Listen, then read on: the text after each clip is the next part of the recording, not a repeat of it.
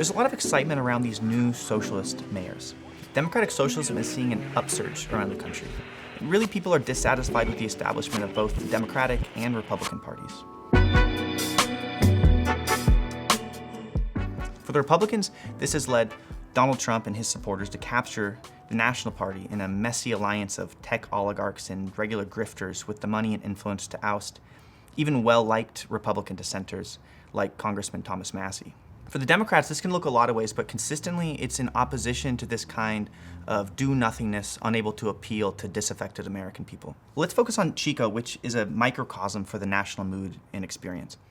The prevailing sentiment, you may have noticed, is that Chico is failing to maintain our basic infrastructure. We're failing to preserve the vitality of our downtown. We feel like we're losing quality of life, and yet Chico is still growing steadily less affordable, making us, collectively, a poorer society. For all the natural richness of the Chico area, we struggle. We've suffered from disasters. We're not a center of global finance.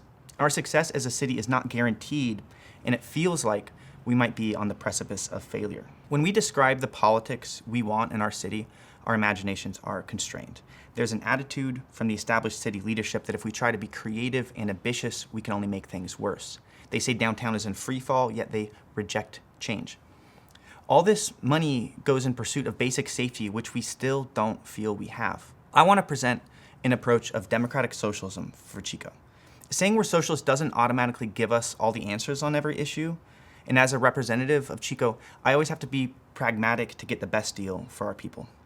But principles of democratic socialism can guide us to be consistent in a pragmatic approach to city government. That means being consistent that at the center of our politics, who we're elected to serve, are working class people, the people who call Chico home. Not just people who have money and investments here.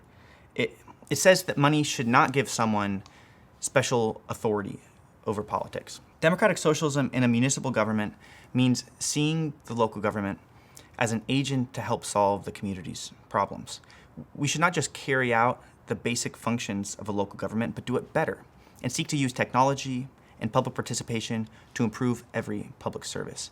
This is why, since this Chico squad of Bryce Goldstein, Katie Hawley, and I have played a major part in policymaking, we focused on preserving and pulling in funding for all types of infrastructure, especially safe routes to schools. We push for better street lighting so more people feel safer outside in their neighborhoods, and better street sweeping so we can have higher expectations of cleanliness on the streets and in our waterways. We insisted, and city staff agreed, that Chico maintain our outreach and engagement so the city has a better answer to street homelessness than just policing.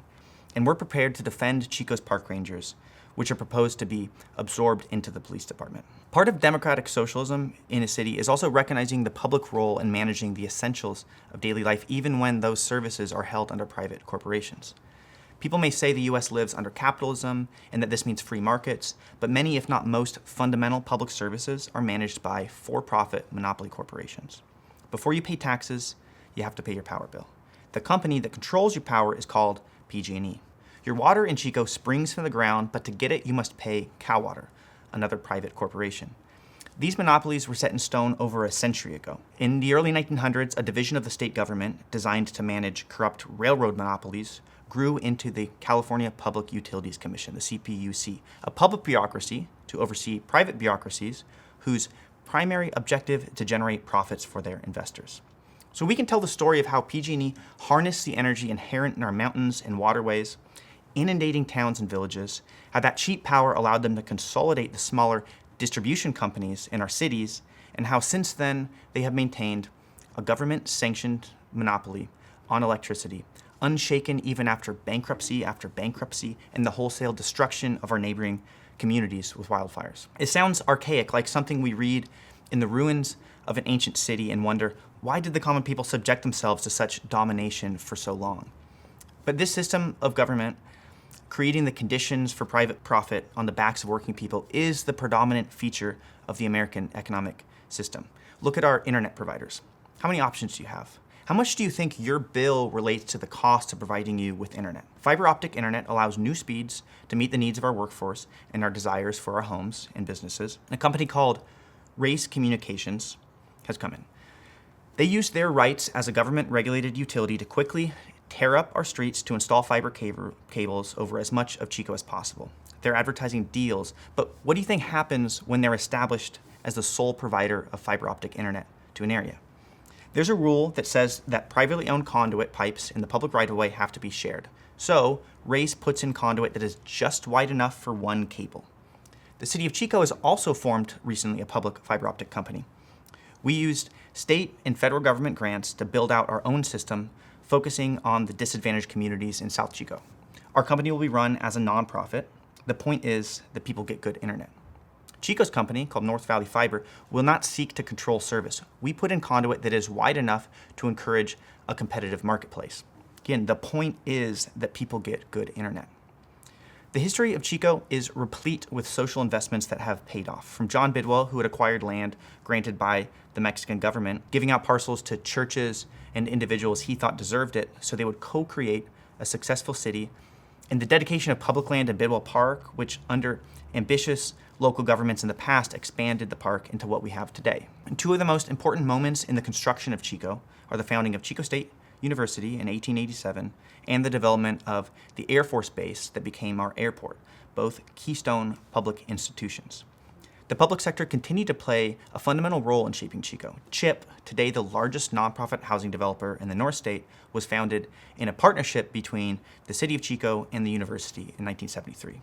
Even Butte County rice farmers benefit enormously from federal government subsidies and organize themselves in cooperatives. Celebrating the 100th anniversary of the Rice Growers Cooperative, Homer Lundberg said, "We stand on the shoulders of all these people who put success of the cooperative above the success of their own operations."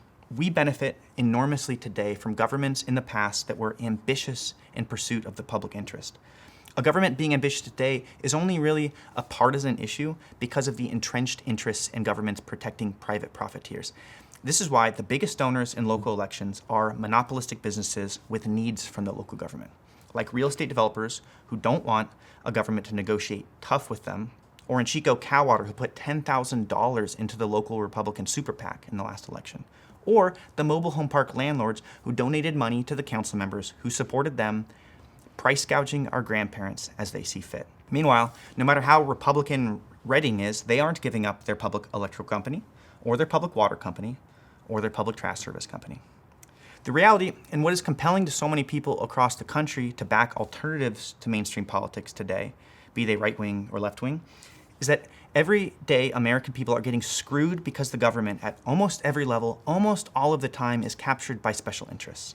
But when we break through and when government recognizes and works on behalf of the public interest, we can do great things. Chico is not so poor we can't expect a better quality of life.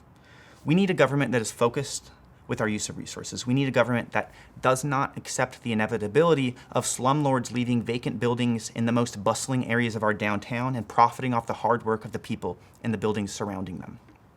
Don't let us undersell ourselves. We are a great city and a beautiful city, and we can become greater and more beautiful. We deserve basic safety and well-maintained streets.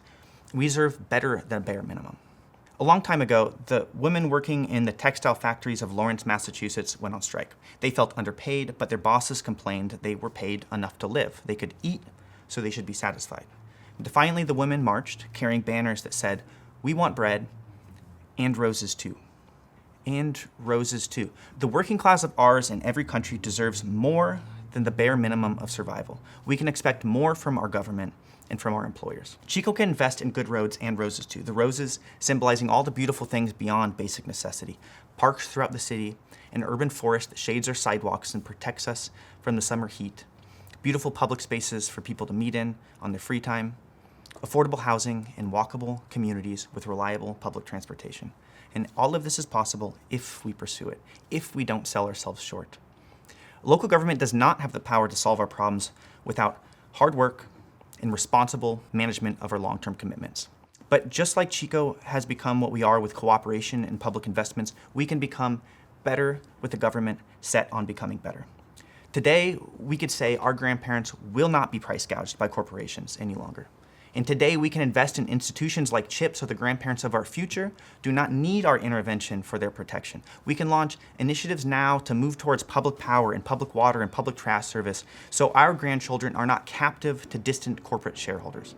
That approach to local government, that the government should operate on behalf of all the people who call Chico home, That is what I call democratic socialism.